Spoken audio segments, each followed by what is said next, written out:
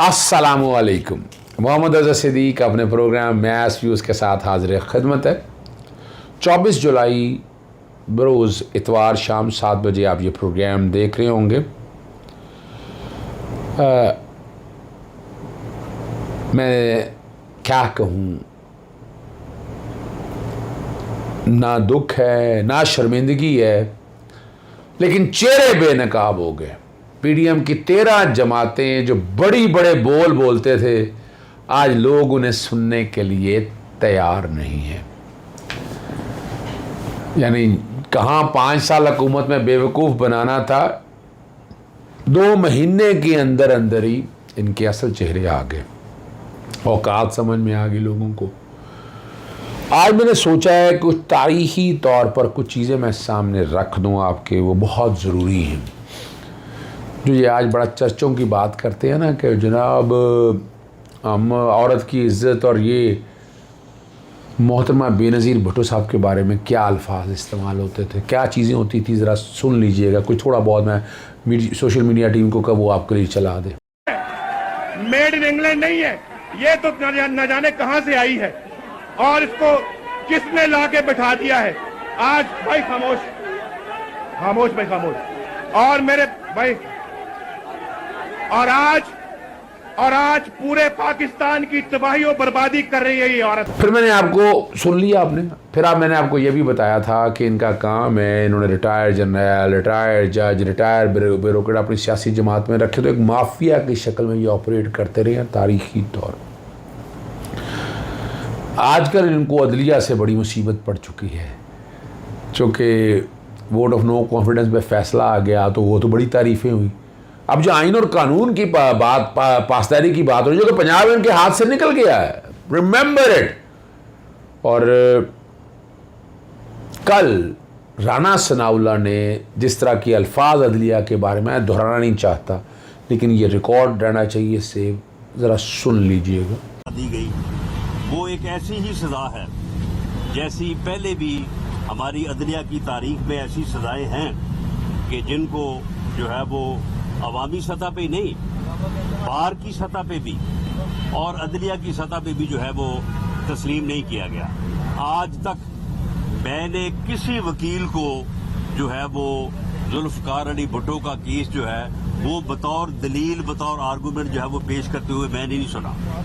यानी ना अदलिया उसको तस्लीम करती है और ना उसको जो है वो बाज तस्लीम करती है। तो ऐसे जजेस अगर उन बेंचेस में होंगे, यहाँ पे हमारे फैसले होंगे, तो वहाँ पे जो है ये एक जो जुडिशल एक रवायात है, ये उन रवायात से भी जो है ये बात जो है वो मेल नहीं खाती। तो इसलिए हमारी ये सलाह है कि वो केसेस फिर आ गए अताताड़, क्या कहा जरा वो सुन लीजिएगा। बड़े कि इस अहम आईनी मामले के ऊपर सुप्रीम कोर्ट का फुल बेंच बैठे, ये अदालती रिवायात भी यही हैं कि जो अहम आईनी नौयत के मामलात होते हैं उन पर या लार्जर बेंच बैठते हैं या फुल बेंच बैठता है। तो हम ये समझते हैं कि इंसाफ का तकाजा ये है कि इस मामले के ऊपर सुप्रीम कोर्ट का फुल बेंच बैठे और सुप्रीम कोर्ट का फुल बेंच इस मामले को सुने। क्योंकि माजी में आप देखें ना, जब कुछ जज साहिबान इस पर अपना माइंड डिस्क्लोज कर चुके हैं और एक मामले को सुन चुके हैं, फैसला दे चुके हैं, तो फिर ये अज़हद ज़रूरी है कि इसमें मज़ीद जज साहिबान का बैठना और आइन की तशरीह के लिए रिवायात को देखते हुए फुल बेंच का इस केस को सुनना। क्योंकि जो पंजाब के अंदर कई माह से एक आइनी बहरान है और उसके अंदर पहले वज़ीर आला के इंतखाब को रोका गया और वो जो पॉलिटिकल पार्टीज ने हाउस के अंदर किया आपने देखा, फिर वजीर आला के ओहद से गवर्नर ने इनकार कर दिया, फिर गवर्नर की अपॉइंटमेंट फिर आगे आबद शेर अली, मैं पूरा नहीं चला रहा, थोड़े थोड़े टुकड़े आपके साथ चला रहा हूं ताकि इनका माइंड सेट में आपके सामने रख दूं। इल्ज़ाम लगाते हैं, ना ही लगाएंगे ही, लेकिन इमरान खान के वुज़रान अदलिया पर इल्ज़ाम लगाया। आप फवाद चौधरी की गुफ्तगू सुन लें, आप इनके तमाम वुज़रा की सुने। मैं सुप्रीम कोर्ट ऑफ पाकिस्तान से दरख्वास्त करूँगा कि इस पर भी एक कमीशन बना लें कि माजी में जो हमारे 5 प्लेयरों को डिस्क्वालीफाई किया गया, उस वक्त जस्टिस साकिब निसार साहब की सरबराही में, जस्टिस खोसा साहब की सरबराही में डिस्क्वालीफाई किया गया, उससे बड़ी बक बक करते हैं ये इदारों पर आकर, अदलिया पर, हमारे सुप्रीम कमांडर जनरल बाजवा साहब पर ये लान तान और गालम गलोच करते हैं। कोई ब्लैक आउट नहीं होता, कोई पैमरा का नोटिस सर्व नहीं होता। हमारी मर्तबा तो हमारे लीडरान को घरों में बंद कर दिया जाता था। मैं सवाल करता हूँ आज इलेक्शन कमीशन ऑफ पाकिस्तान पर, क्या कदगन है, क्या मजबूरी है आपकी कि आप इमरान खान का जो फॉरेन फंडिंग केस का फैसला क्यों नहीं देते? वो आपको सरेआम बगैरत कहता है, वो आपको सरेआम गालियाँ देता है इमरान खान, और यही लोग सुनना चाहते हैं कि उसकी करप्शन क्या है फॉरेन फंडिंग केस में। बताते क्यों नहीं आप इलेक्शन कमीशन ऑफ पाकिस्तान वाले? डिमांड करते हैं, नहीं डरे आप इमरान खान के फितरे से डरते हैं कि वो आपको सोशल मीडिया में गालियाँ दिलाएगा। यही हमारे जज साहिबानों पर वो अटैक करवाते हैं सोशल मीडिया के ज़रिए, हमारे जज साहिबान उनकी बेटियों पर, बहनों पर ये कीचड़ उछालते हैं। यही काम हमारे सियासतदानों का करते हैं। फिर आगे मरियम नवाज साहब और वो उनका जो मरियम सफदर साहिबा भी नहीं, वो जो ट्वीट चलाए वहाँ से अंदाज़ा लगाए। मैं आप लोगों का बड़ा शुक्रगुजार हूँ, बड़ा एहसानमंद हूँ आपने अदलिया को बिला वजह मिलाइन करने से, और ये जंग आप लोगों ने लड़ी, ये मैं आपको बता दूँ। एहसानमंद है आपके हम, ख़ास तौर पर एहसानमंद है कि आपने वाकई जंग लड़ी और इस जंग में हमारा खुलकर साथ दिया आपने। ये हमने, मैं आपको एक दिन बाद एक हमेशा से बात कहते हूँ, इदारों के साथ रहकर चलना है। अदलिया आपके सामने मैंने रखा, इलेक्शन कमीशन के अंदर रह के खेले उनके साथ, ये भी मैं बता चुका हूँ आप लोगों को। और मैं ज़रा इन जो आज बातें कर रहे हैं, मैं ज़रा तारीख़ी तौर पर लेके जाने लगा हूँ। शुजात अली शाह साहब के दौर में जिस तरह इन्होंने हमले किए और जिस तरह की ये चीज़ें सामने लेके आए, वो भी रिकॉर्ड पे रखनी है आपके सामने, ताकि आप समझ सकें हालात और वाक़यात क्या है, मसाइल क्या है, इशू क्या है। जिस तरह सुप्रीम कोर्ट को इन्वेड किया था, ज़रा वो समझिएगा।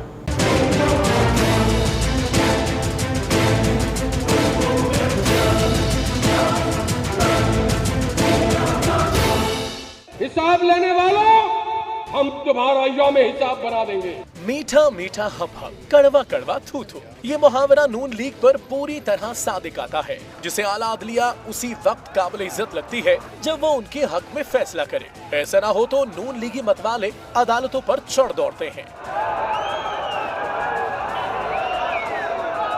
नवाज शरीफ के वजारत उज़्मा के दूसरे दौर में नून लीगी शेरों का सुप्रीम कोर्ट पर हमला अब भी सबको याद है। मियां नवाज शरीफ की नाअहली के बाद नून लीग एक बार फिर इसी रविश पर है। फर्क सिर्फ ये है, अब लाठियों और डंडों से हमले की बजाय गलीज जुबान से ही काम चलाया जा रहा है। कल मैं आपस की बात बताऊं, रात में आप लोगों के साथ रहता हूँ, वकील हूँ मैं भी, तो मैंने तरीका अडॉप्ट किया और मैं मैयत को फांसी घाट पहुँच गया। वो तो आप आज हो गए 17 साल के अंदर है जेल में, उनको टांग दो यार, उनको फांसी चढ़ाओ, वो खत्म हो चुकी है।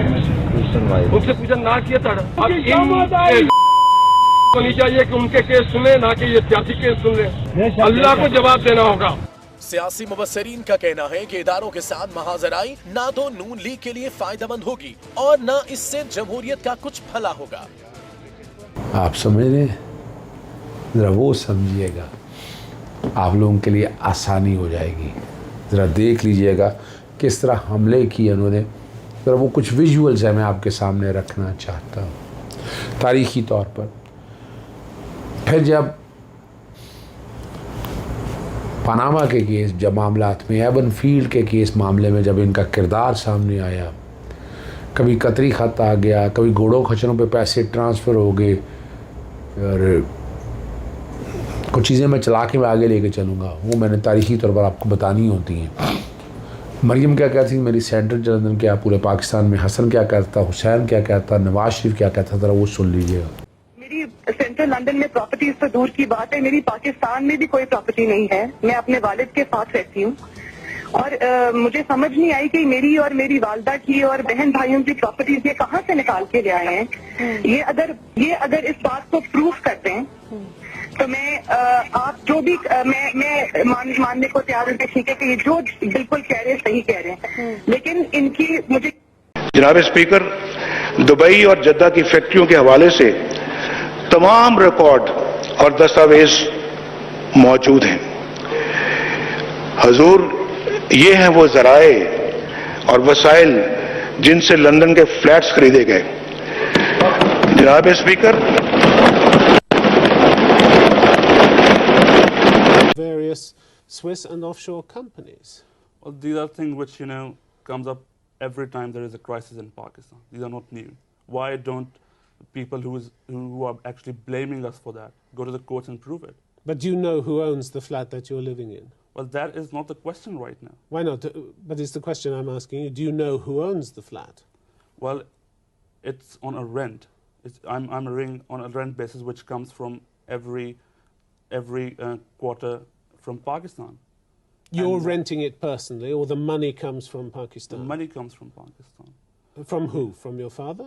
Not my father, actually. We have a family business back in Pakistan, which is not been built up by my father overnight. It was built up by my grandfather for the last 50 years since the independence of India and Pakistan.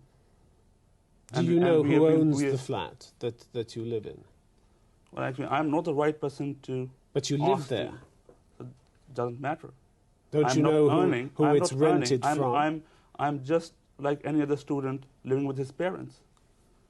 I doesn't necessarily has to know about what the facts and who owns the flat and who pays for the rents and who pays for my living. But would it interest you to know that the flat is apparently owned by two offshore companies called Nielsen Enterprises Limited and Nesco Limited, both registered in the British Virgin Islands and managed by a company in Switzerland?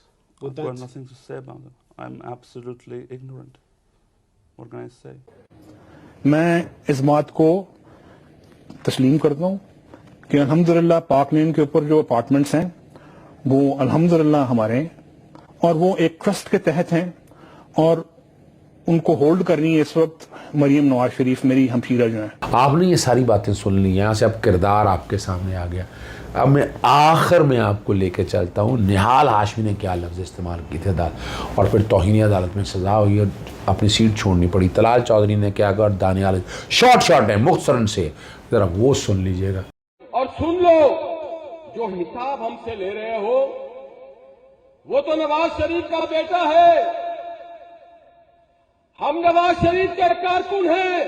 हिसाब लेने वालों, हम तुम्हारा यौम हिसाब बना देंगे।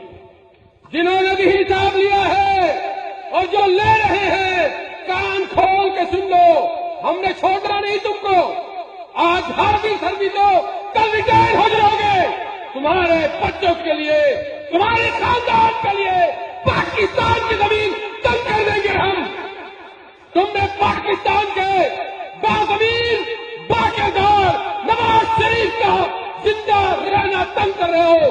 पाकिस्तानी कौम तुम्हें तंग कर देगी। और बनी गाला मियां साहब, एक दौर वो था जब काबे में बुत बने हुए थे। आज अदालत जो सबसे बड़ी ऊंची अदारा है, वहां भी पीसीओ के बुत बने हुए हैं। मियां नवाज शरीफ, इनको निकालो, इसको अदालत से निकाल कर बाहर करो। ये इंसाफ नहीं देंगे, ये इसी तरह बद इंसाफी करेंगे। मैं आज अपनी सुन लिया आपने, मैं अपनी सोशल टीम का, मीडिया टीम का बड़ा एहसानमंद हूँ कि जिस तरह उन्होंने सारा डाटा बहुत मेहनत से ये वीडियो बनाई गई है ताकि रिकॉर्ड में ये मौजूद रहे। अब इन सारी चीज़ों को रख कर शर्म से डूब मरने का मकाम नहीं लोग। क्या सियासतदान को ये चेहरे हैं, ये करतूतें हैं, लेकिन ये आप लोगों के लिए फैसला आप लोगों ने करना है। इलेक्शन करीब हैं, अब इमरान खान साहब तकरीबन जंग जीत चुके हैं, बल्कि पूरी कौम जंग जीत चुकी है। और इसके नताइज बहुत अच्छे मिले हैं आप लोगों को। इजाज़त चाहता हूँ। अस्सलाम वालेकुम, अल्लाह हाफ़िज़। पाकिस्तान जिंदाबाद।